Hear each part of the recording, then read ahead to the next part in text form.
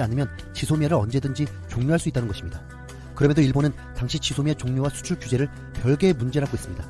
자신들이 하나도 내준 것 없이 승리했다고 언론은 잘못된 정보를 흘리기도 했습니다. 그런데 지금 일본은 수출 규제를 풀 수 있다고 태도를 바꾸고 있습니다. 가지야마 히로시 일본 경제산업상은 내주 열리는 한일 정책 대화를 앞두고 한국에 대한 수출 규제를 다시 완화할 가능성을 거론했습니다. 13일 NHK 보도에서 가지야마 경제산업상은 대화에서 한국주 수출 관리 제도나 운용에 불충분한 점을 다룰 것을 상정하고 있다. 대화를 거듭해 그런 점이 해소되면 좋은 방향으로 향하지 않겠냐 라고 말한 것입니다. 또한 일본이 한국에 대한 수출 규제를 강화한 것에 대해서 정책 대화에서 문제점이 하나하나 해소될 것을 기대하고 있다. 그렇게 하면 원래대로 돌아갈 가능성도 결국 있다. 이렇게 덧붙였습니다. 일본은 자신들이 내준 것 없이 지소미아 종료가 유예되었다고 했지만 한국 정부는 일본 정부가 수출 규제에 대해서 대화하겠다고 먼저 제안해왔다는 사실이 드러나기도 했습니다. 그리고 지금 일본은 수출 규제를 풀 수도 있다고 말하고 있습니다. 또한 아베 총리의 측근인 이마이 다카야 총리 보좌관이 문희상 국회의장의 강제징용 문제 해법을 평가하고 있다고 가와무라 다케오 전 관방장관이 12일 밝혔습니다. 가와무라 전 관방장관은 징용 문제 해결을 위해서 한국 국회에서 제출 준비가 진행 중인 법안에 대해서 이마이 보좌관이 평가하고 있다고 했습니다. 문 의장이 제기한 이 법안은 한일 기업과 개인으로부터 기부금을 모아 강제징용 피해자에게 지급하는 내용이었습니다. 이와 관련 이마이 보좌관은 한일 관계 개선을 염두에 두고 잘되면 앞으로 나아갈 것이라고 말했다고 가와무라 전 관방장관은 전했습니다. 처음에는 별다른 반응이 없던 일본은 지금 문희상 의장의 제안을 깊이 고심하고 있는 것으로 보이고 있습니다. 가와무라 전 관방장관은 강제징용 문제와 일본의 대한국 수출 규제 등 한일 현안에 대해서 동시 해결로 방안을 잡을 필요가 있다고 주장했습니다. 일본은 최근 북한의 연이은 도발로 안보에 대해 위험이 커지고 있어서 지소미아 종료에 대해서 큰 우려가 있었습니다. 특히 미국에게도 압박을 당하며 한미일 공조가 깨지는 것을 원치 않았습니다. 또한 한국에 대한 수출 규제로 일본 내 피해와 원망이 점점 커지고 있다는 것도 크게 부담이 되고 있습니다. 한국인이 자주 찾았던 대마도의 최근 소식은 처참했습니다. 일본 정부는 최근 대마도 지원을 염두에 둔 추경 예산 편성을 추진하는 것으로 알려졌습니다. 일본 관광청과 내각부는 스시마를 살리기 위해 각각 2억 5천만에서 3억엔을 예산에 반영하기로 한 것입니다. 하지만 한일 관계가 복원된다고 해도 한국 관광객이 예전같이 찾아오지 않을 수 있다는 전망도 나오고 있습니다. 이 때문에 일본 관광청은 외국인 여행객 확보를 추진하고 일본 내각부는 일본인 국내 여행객을 늘려서 한국인 여행객의 공백을 메꾸겠다는 계획입니다. 일본 측은 전문가의 도움을 받아 외국어 안내문이나 교통 시스템 등 여행객을 수용할 수 있는 환경을 정비하고 지역 관광 지원 발굴에도 나서고 있습니다. 또 어떤 국가, 지역 혹은 어떤 계층을 상대로 홍보해야 여행객을 확보할 수 있을지 전략도 수립할 예정입니다. 한국 국민들은 일본의 경제 도발이 시작된 이후 자발적인 일본 불매운동을 벌여왔습니다. 지난 11일 농촌경제연구원이 조사한 설문조사에서 소비자의 80% 이상이 일본 제품을 사지 않을 것으로 조사되었습니다. 또한 소비자들은 불매운동이 오래갈 것으로 보고 있었습니다. 향후 불매운동 지속기간에 대해서 1년에서 3년이라고 응답한 비중이 34.4%라고 가장 높았습니다. 다음으로 3년 이상이 25.9%를 차지하면서 불매운동이 상당히 중장기화될 가능성이 있음을 보였습니다.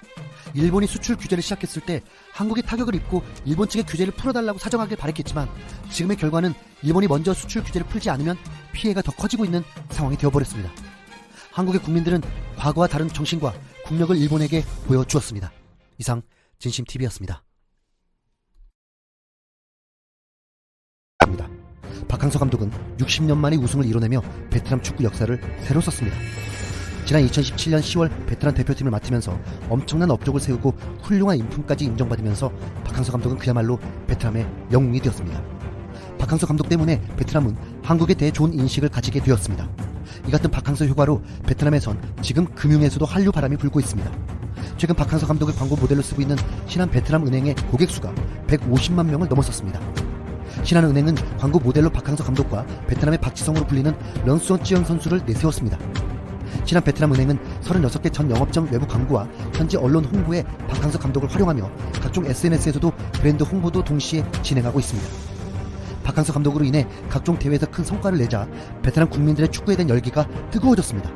이로 인해서 박항서 감독은 광고 모델로서의 강력한 파괴력을 보여주고 있는 것입니다. 박항서 감독은 신한은행뿐만 아니라 베트남에 진출한 다른 국내 은행에게도 긍정적인 영향을 미치고 있습니다. 베트남에는 신한은행 외에도 KB국민은행, 우리은행, KEB 하나은행, NH농협은행 등 국내 대형은행은 물론 IBK 기업은행 등 국책은행과 부산은행 등 지방은행까지 진출해 있습니다.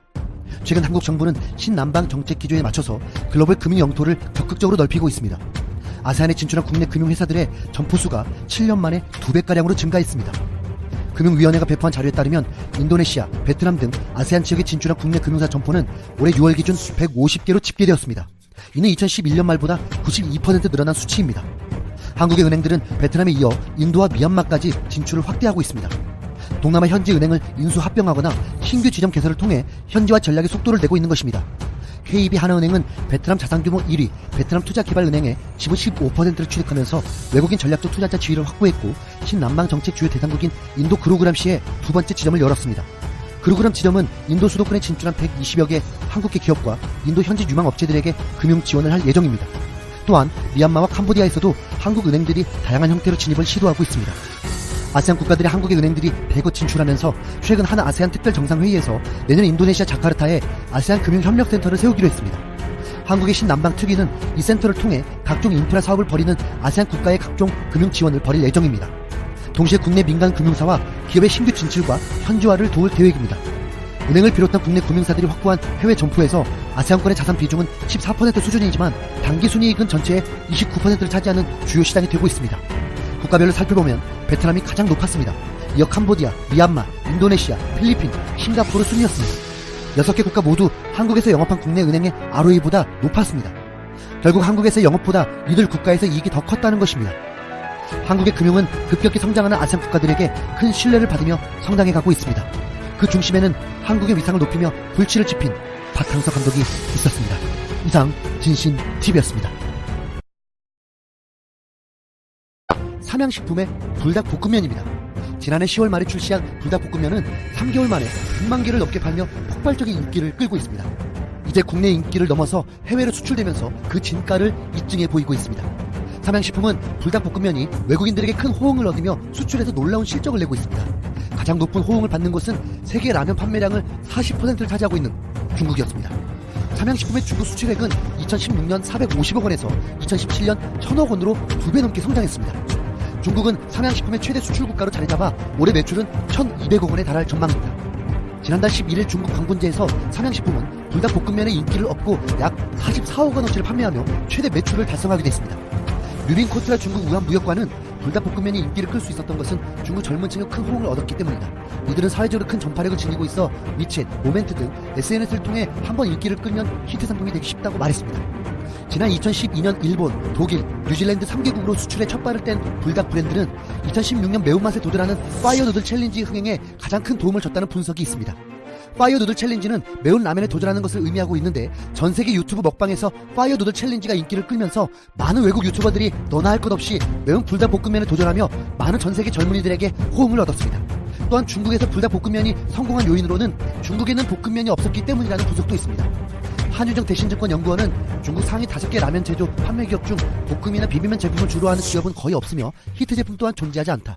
불닭볶음면의 유통망 및 제품의 확대로 한국판 타바스코 핫소스, 스리라차 소스 탄생도 기대된다고 평가한 바 있습니다.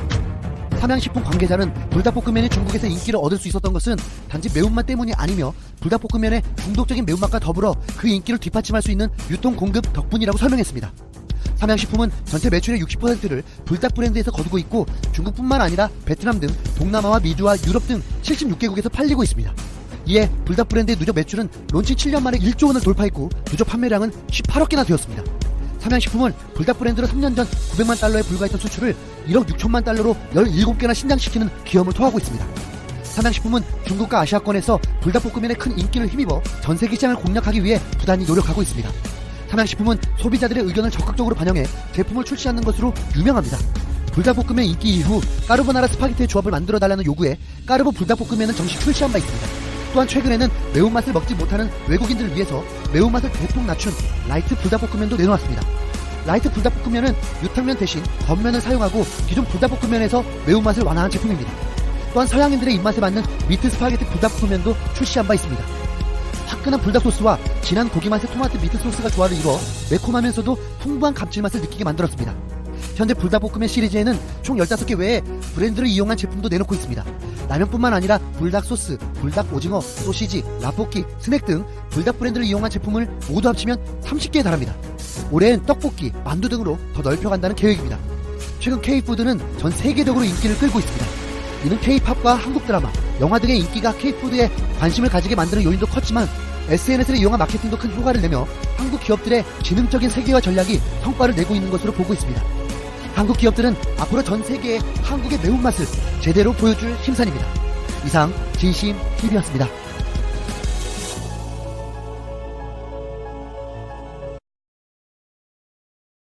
장관과 만나 사드 갈등을 겪은 한중 관계를 완전히 정상화해야 한다는데 공감대를 이뤘습니다. 이에 2016년 주한미군 사드 배치에 반발해 한류 금지와 한국 여행상품 판매 중단 등 중국 당국의 한한령 조치에 어느 정도 실질적인 변화가 있을지 주목되고 있습니다. 한중 외교장관 회담이 서울에서 열린 것은 4년 9개월 만이었습니다. 그런데 여기서 왕이 외교부장이 한 말이 큰 화제가 되었습니다. 왕이 부장은 세계 안정의 최대 위협은 패권주의라며 미국을 겨냥해 이렇게 말했습니다. 큰 나라가 작은 나라를 괴롭히는 것을 반대하고 자신의 힘만 믿고 약한 자를 괴롭히는 것을 반대하고 남에게 강요하는 것을 반대합니다. 다른 나라의 내정을 간섭하는 것도 반대합니다. 미국의 일방주의와 패권주의가 세계 안정과 평화의 최대 위협 요인이라고 말한 것입니다. 이는 한국이 중국의 전략적 이익을 존중해달라는 입장을 우회적으로 표명한 것으로 읽혀졌습니다. 하지만 지금 이 같은 왕이 외교부장의 말과 행동에 국내에서 거센 비판이 나오고 있습니다. 왕이가 말한 것처럼 큰 나라가 작은 나라를 괴롭히는 것을 반대한다며 미국을 비판했지만 사드 사태 때 중국은 한국의 더한 모습을 보여주었습니다. 중국은 한국의 관광을 금지하고 중국 내 한국 기업들을 몰아냈습니다. 중국에 투자하고 사업을 해오던 우리 기업들은 아무런 준비 없이 피해를 당해야만 했습니다. 또한 미국이 세계의 안정과 평화를 위협한다고 했지만 중국의 팽창 정책은 전 세계에 큰 우려를 낳고 있습니다. 중국은 군사 대국화를 꿈꾸며 끊임없이 무기를 만들고 있으며 특히 남중국해에는 인공섬을 건설하면서 영역을 확장하려 하고 있습니다. 결국 중국 왕이 부장이 미국을 비판하면서 한 말은 그대로 중국에게 적용되는 말이었습니다. 이에 우리 국민들도 거센 비판이 나오고 있습니다.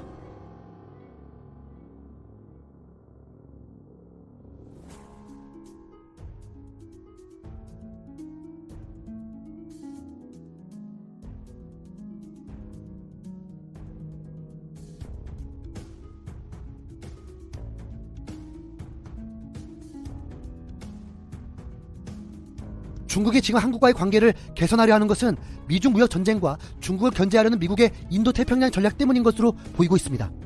미중 무역 전쟁으로 중국 내 글로벌 기업들이 급속도로 빠져나가면서 한국과의 경제 협력이 아쉬운 상황이 되었습니다. 한국의 대기업들은 이미 사드 보복으로 중국에서 사업을 접고 다른 활로를 찾았지만 아직 중국에 남아있는 한국의 기업들과 투자가 빠져나가는 것을 막으려 한다는 분석도 나오고 있습니다. 또한 미국이 한국에 미사일을 배치하는 것을 막으려는 의도로 볼 수 있다는 시각도 있습니다. 방위비 협상으로 미국과 한국의 관계가 소원해진 것을 틈을 타서 중국의 불리한 상황을 막으려고 한다는 것입니다. 왕의 외교부장은 마치 힘센 미국이 한국을 괴롭히는 것처럼 표현하며 중국과 한국은 가까운 이웃이자 친구이며 파트너라고 말했습니다. 중국이 이제 와서 아무리 좋은 말을 해도 많은 이들은 잊어서는 안 된다고 말하고 있습니다. 사드 보복이 가해진 지는 불과 2년밖에 되지 않았습니다. 이상 진심TV였습니다.